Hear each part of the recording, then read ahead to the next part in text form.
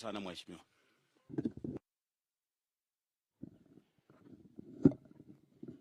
Thank you very much, Mheshimiwa Washali Benjamin.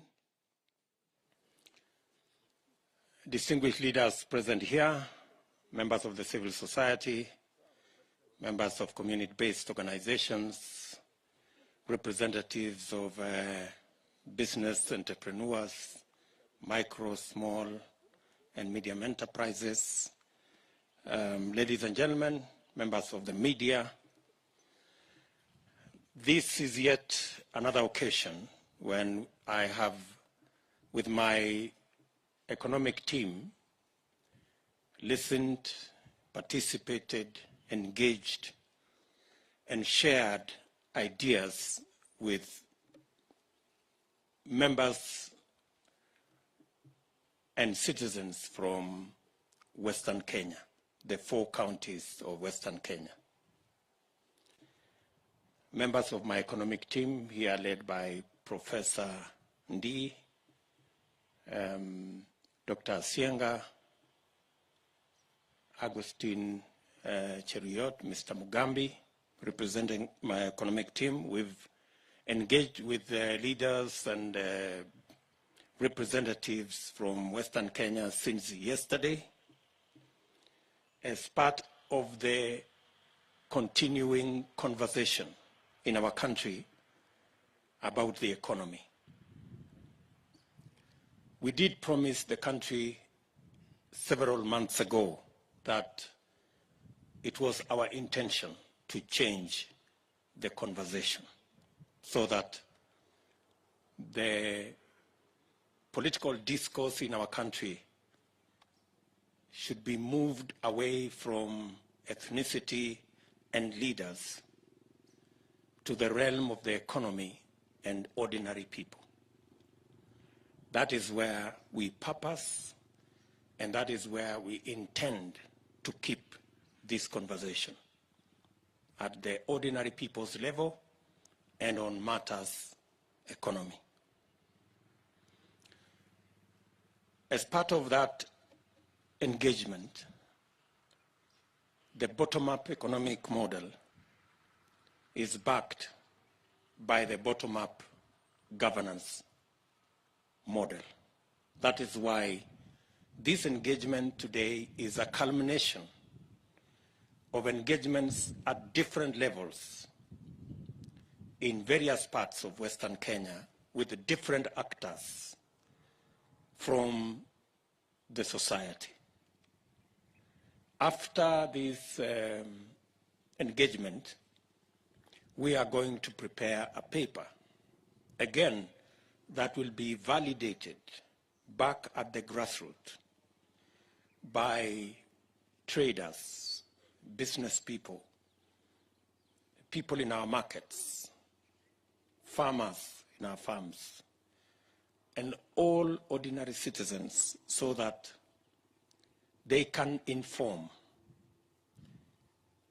the governance model and the economic model that we are going to use as part of the agenda setting exercise we have in our country. It is our intention to move the country from voting for personalities to voting for an agenda. For a very long time, our country was held hostage to personality cults.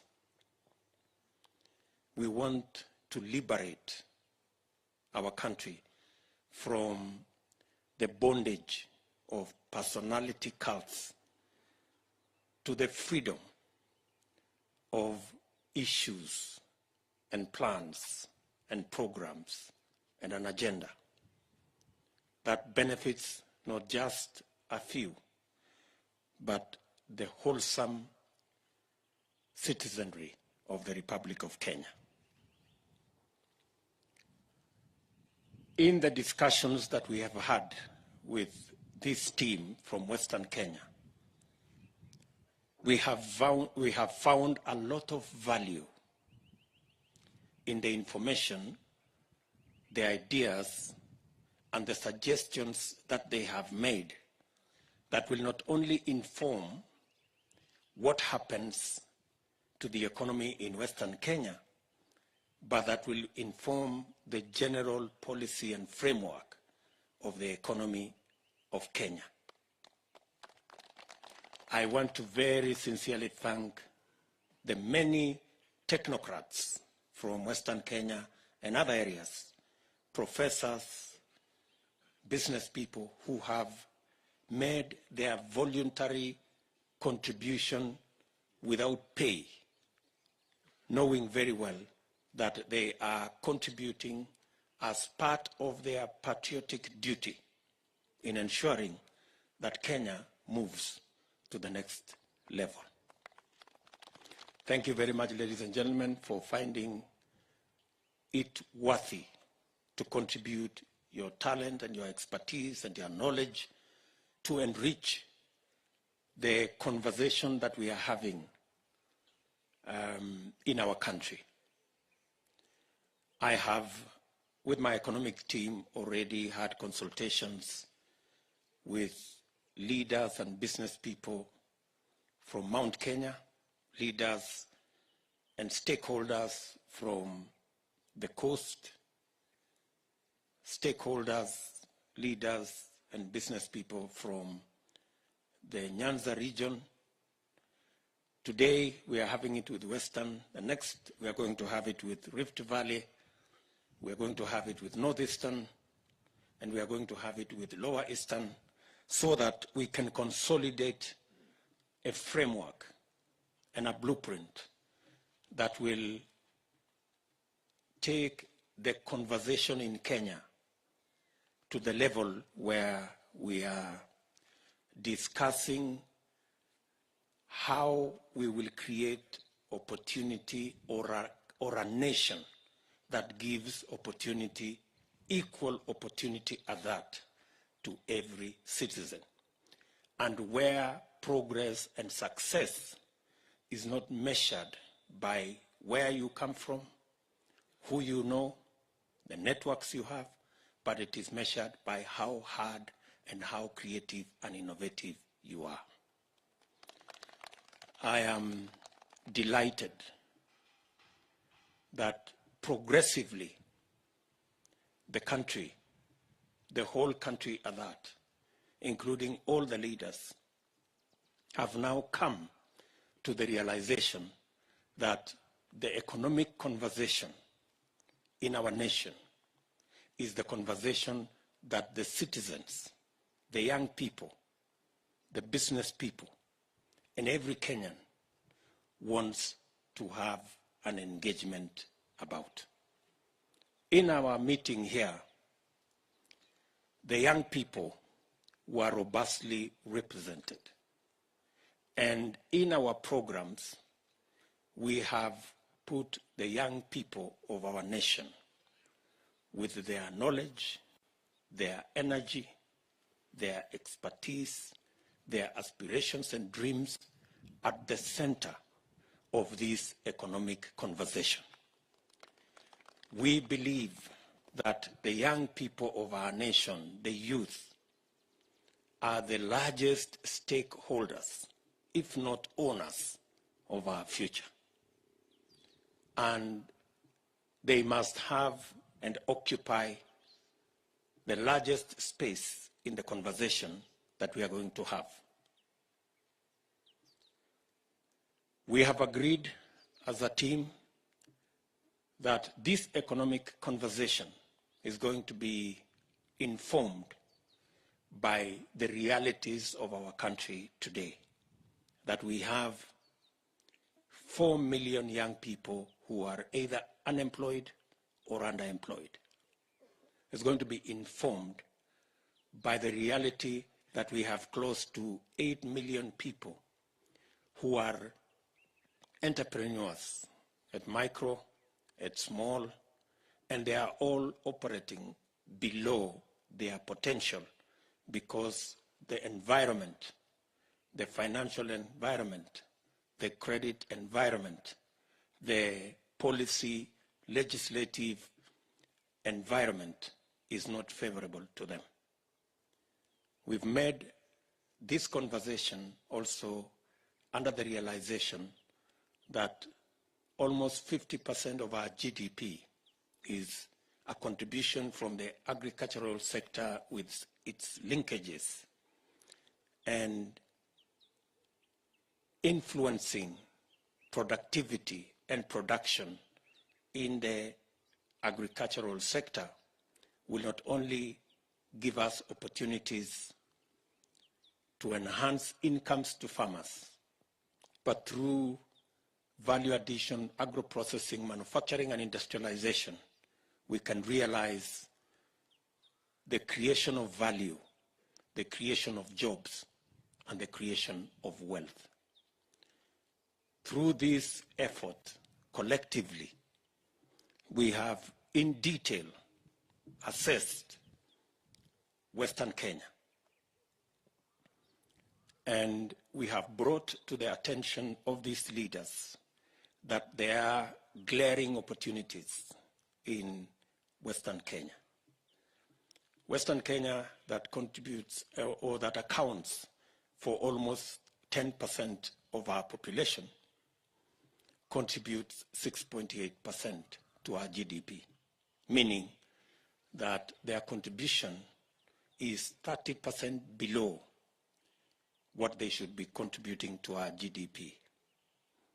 We think there is opportunity there to make sure that Western Kenya contributes its fair and rightful contribution to our GDP.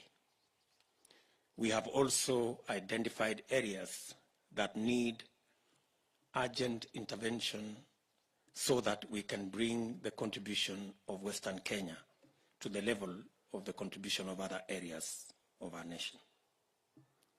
The whole edible oil industry, that is about 80 billion shilling industry that can grow to double that size, can be an opportunity for Western Kenya. All the way from soya to palm oil to sesame to cotton and the nut and oil crops. Today we import 90% of edible oils. In fact, it is the second largest import after crude oil to our republic. And it can be, we can replace the 90% import of edible oil by taking advantage of what Western Kenya, of the opportunity in Western Kenya. We have all the other sectors that we have discussed, and I am very confident that the document that will result from the consultations of this meeting, that will, as I said, go back for validation by ordinary people at the grassroots, will be a document that will take this country to the next level, both in terms of creating opportunities for jobs, creating value, creating wealth, so that we can deal decisively with the challenge, the twin challenge of unemployment and poverty. I am persuaded that the country is ready for this new conversation. Every part of Kenya, every citizen in our republic wants to know how their ideas, how their suggestions can become part of the nation's way forward. And I want to invite all Kenyans into this conversation. I know many of the other leaders have engaged in the economic conversation in different ways. I want to encourage them that in whatever way, even by opposing, it is still part of the conversation. It will help enrich and inform this conversation, because it is about the only conversation that will take Kenya into the future. I want to say, for the avoidance of doubt, that it is not true that there are problems in Kenya between Kenyans. A Kenyan from Western Kenya has no problem with a Kenyan from Western or from Rift Valley or from Central Kenya or from Coast. The collective problem we have is the status of our economy. If the economy can create the jobs, if the economy can create the wealth, if the economy can create the opportunities, we will sort out all the issues that face all our young people. And we can also broaden and increase the number of taxpayers so that we can not only have sufficient resources to finance our development, but we can begin to retire the huge debts that are now part of the conversation in Kenya. I dare say that the most practical way of eliminating the debt challenge that we have is not postponing or rescheduling or doing all the other things that all the other people are suggesting. It is by expanding the tax base, ensuring that we have more young people employed, more enterprises growing. They will pay their fair share of taxes. We will have money to finance our development, and we will have money to pay our debts. Thank you very much. I think we have been as clear as we can get. I can take maybe one or two questions.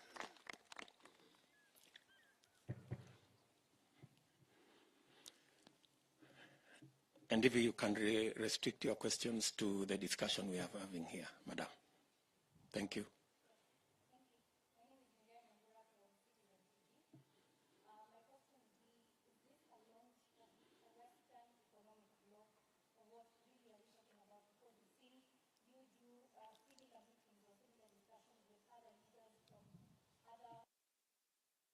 Of the country. Perhaps is this really a launch, or what are we really talking about?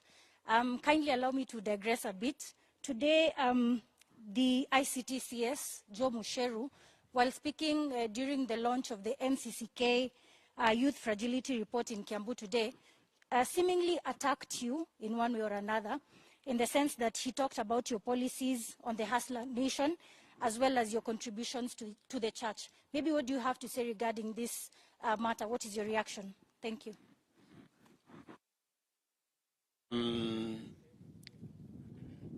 This is not a launch of anything. This is a continuing conversation. And it is a conversation that we intend to be continuous as we bring on board the ideas, the suggestions of many citizens. We believe there is a pool, a rich pool of ideas among us Kenyans. And we are providing an avenue and a platform where those ideas can find their way to inform the agenda for the future of our country. I do not wish to respond to those who are criticizing what we are doing, because we believe that criticism is not entirely a bad thing. At least they are recognizing that we are having a conversation, which is good enough. So, and they are also appreciating that this is the only conversation in Kenya today. They do not have an alternative conversation. That in itself is an appreciation that we are driving in the right direction. Any other question? Thank you very much. Asanteni sana. Nawatakia heri.